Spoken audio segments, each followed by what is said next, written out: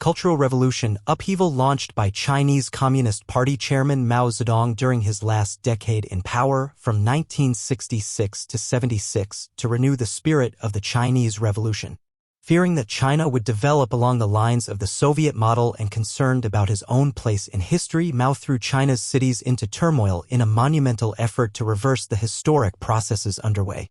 During the early 1960s, tensions with the Soviet Union convinced Mao that the Russian Revolution had gone astray, which in turn made him fear that China would follow the same path. Programs carried out by his colleagues to bring China out of the economic depression caused by the Great Leap Forward made Mao doubt their revolutionary commitment and also resent his own diminished role. He especially feared urban social stratification in a society as traditionally elitist as China.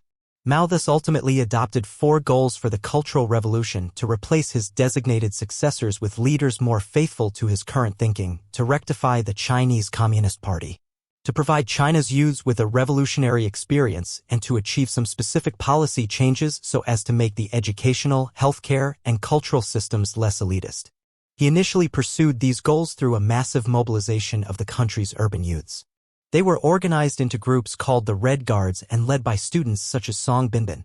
Mao ordered the party and the army not to suppress the movement. Mao also put together a coalition of associates to help him carry out the Cultural Revolution. His wife, Jiang Qing, brought in a group of radical intellectuals to rule the cultural realm. Defense Minister Lin Biao made certain that the military remained Maoist. Mao's longtime assistant, Chen Boda, worked with security men Kang Sheng and Wang Dongxing to carry out Mao's directives concerning ideology and security. Premier Zhou Enlai played an essential role in keeping the country running, even during periods of extraordinary chaos. Yet there were conflicts among these associates, and the history of the Cultural Revolution reflects these conflicts almost as much as it reflects Mao's own initiatives. Mao's concerns about bourgeois infiltrators in his party and government, those not sharing his vision of communism, were outlined in a Chinese Communist Party Central Committee document issued on May 16, 1966. This is considered by many historians to be the start of the Cultural Revolution, although Mao did not formally launch the Cultural Revolution until August 1966 at the 11th plenum of the 8th Central Committee. He shut down China's schools, and during the following months he encouraged Red Guards to attack all traditional values and bourgeois things and to test party officials by publicly criticizing them. Mao believed that this measure would be beneficial both for the young people and for the party cadres that they attacked. The movement quickly escalated. Many elderly people and intellectuals not only were verbally attacked but were physically abused. Many died. The Red Guards splintered into zealous rival factions, each purporting to be the true representative of Maoist thought. Mao's own personality cult, encouraged so as to provide momentum to the movement, assumed religious proportions. The resulting anarchy, terror, and paralysis completely disrupted the urban economy. Industrial production for 1968 dipped 12% below that of 1966. During the earliest part of the Red Guard phase, key Politburo leaders were removed from power, most notably President Liu Shaoqi, Mao's designated successor until that time, and Party General Secretary Deng Xiaoping. In January 1967, the movement began to produce the actual overthrow of provincial party committees and the first attempts to construct new political bodies to replace them. In February 1967, many remaining top party leaders called for a halt to the Cultural Revolution, but Mao and his more radical partisans prevailed and the movement escalated yet again. Indeed, by the summer of 1967, disorder was widespread. Large armed clashes between factions of Red Guards were occurring throughout urban China. During 1967, Mao called on the army under Lin Biao to step in on behalf of the Red Guards. Instead of producing unified support for the radical youths, this political military action resulted in more divisions within the military. The tensions inherent in the situation surfaced vividly when Chen Zidao, a military commander in the city of Wuhan during the summer of 1967, arrested 2 key radical party leaders. In 1968, after the country had been subject to several cycles of radicalism alternating with relative moderation, Mao decided to rebuild the Communist Party to gain greater control. The military dispatched officers and soldiers to take over schools, factories, and government agencies. The army simultaneously forced millions of urban Red Guards to move to the rural hinterland to live, thus scattering their forces and bringing some order to the cities. This particular action reflected Mao's disillusionment with the Red Guards because of their inability to overcome their factional differences. Mao's efforts to end the chaos were given added impetus by the Soviet invasion of Czechoslovakia in August 1968, which greatly heightened China's sense of insecurity. 2 months later, the 12th plenum of the 8th Central Committee met to call for the convening of a party congress and the rebuilding of the party apparatus. From that point, the issue of who would inherit political power as the Cultural Revolution wound down became the central question of Chinese politics. When the 9th Party Congress convened in April 1969, Defense Minister Lin Biao was officially designated as Mao's successor, and the military tightened its grip on the entire society. Both the party's Central Committee and the revamped Communist Party were dominated by military men. Lin took advantage of Sino-Soviet border clashes in the spring of 1969 to declare martial law and further used his position to rid himself of some potential rivals to the succession. Several leaders who had been purged during 1966–68 died under the martial law regimen of 1969, and many others suffered severely during this period. Lin quickly encountered opposition. Mao himself was wary of a successor who seemed to want to assume power too quickly, and he began to maneuver against Lin. Premier Zhou Enlai joined forces with Mao in this effort, as possibly did Mao's wife Jiang Qing. Mao's assistant Chen Boda, however, decided to support Lin's cause. Thus, despite many measures taken in 1970–71 to return order and normalcy to Chinese society, increasingly severe strains were splitting the top ranks of leadership. These strains first surfaced at a party plenum in the summer of 1970. Shortly thereafter, Mao began a campaign to criticize Chen Boda as a warning to Lin. Chen disappeared from public view in August 1970. Matters came to a head in September 1971 when Lin himself was killed in what the Chinese asserted was an attempt to flee to the Soviet Union after an abortive assassination plot against Mao.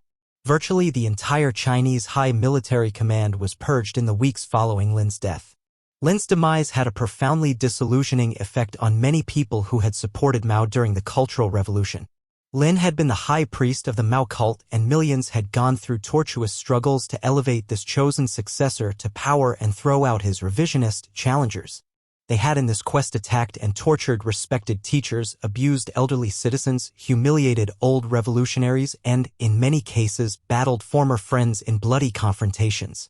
The sordid details of Lin's purported assassination plot and subsequent flight cast all this in the light of traditional, unprincipled power struggles, and vast numbers of Chinese people began to feel that they simply had been manipulated for personal political purposes. Initially, Premier Zhou Enlai benefited the most from Lin's death, and from late 1971 through mid-1973 Zhou tried to nudge China back toward stability. He encouraged a revival of the educational system and brought back into office a number of people who had been cast out. China began again to increase its trade and other links with the outside world, and the economy continued the forward momentum that had begun to build in 1969. Mao personally approved these general moves but remained wary lest they call into question the basic value of having launched the Cultural Revolution in the first place. During 1972, however, Mao suffered a serious stroke, and Zhou learned that he had a fatal malignancy. These events highlighted the continued uncertainty over the succession. In early 1973, Zhou and Mao brought back to power Deng Xiaoping. Zhou hoped to groom him to be Mao's successor. Deng, however, had been the second most important purge victim at the hands of the radicals during the Cultural Revolution. His re-emergence made Jiang Qing and her followers desperate to firmly establish a more radical path. From mid-1973 until Mao's death in September 1976, Chinese politics shifted back and forth between Jiang Qing and those who supported her, notably Wang Hongwen, Zhang Chunqiao, and Yao Wenyuan, who with Jiang Qing were later dubbed the Gang of Four and the Zhoudang Group. The former favored ideology, political mobilization, class struggle, anti-intellectualism, egalitarianism, and xenophobia, while the latter promoted economic growth, stability, educational progress, and a pragmatic foreign policy. Mao tried unsuccessfully to maintain a balance between these two forces while he struggled to find a successor who would embody his preferred combination of each. From mid-1973 until mid-1974, the radicals were ascendant. They whipped up a campaign that used criticism of Lin Biao and of Confucius as a thinly veiled vehicle for attacking Zhou and his policies. By July 1974, however, the resulting economic decline and increasing chaos made Mao shift back toward Zhou and Deng. With Zhou hospitalized, Deng assumed increasing power from the summer of 1974 through the late fall of 1975. When the radicals finally convinced Mao that Deng's policies would lead eventually to a repudiation of the Cultural Revolution and of Mao himself, Mao then sanctioned criticism of these policies by means of wall posters, dazabao, which had become a favored method of propaganda for the radicals. Zhou died in January 1976 and Deng was formally purged with Mao's backing in April. Only Mao's death in September and the purge of the Gang of Four by a coalition of political, police, and military leaders in October 1976 paved the way for Deng's subsequent reemergence in 1977. Although the Cultural Revolution largely bypassed the vast majority of the people who lived in rural areas, it had serious consequences for China as a whole. In the short run, of course, the political instability and the constant shifts in economic policy produced slower economic growth and a decline in the capacity of the government to deliver goods and services. Officials at all levels of the political system learned that future shifts in policy would jeopardize those who had aggressively implemented previous policy. The result was bureaucratic timidity. In addition, with the death of Mao and the end of the Cultural Revolution was officially ended by the 11th Party Congress in August 1977. But it in fact concluded with Mao's death and the purge of the Gang of Four in the fall of 1976. Nearly 3 million party members and countless wrongfully purged citizens awaited reinstatement. Bold measures were taken in the late 1970s to confront these immediate problems, but the Cultural Revolution left a legacy that continued to trouble China.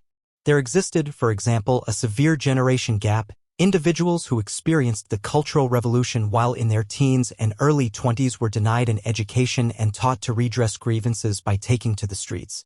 Post-Cultural Revolution policies, which stressed education and initiative over radical revolutionary fervor, left little room for these millions of people to have productive careers.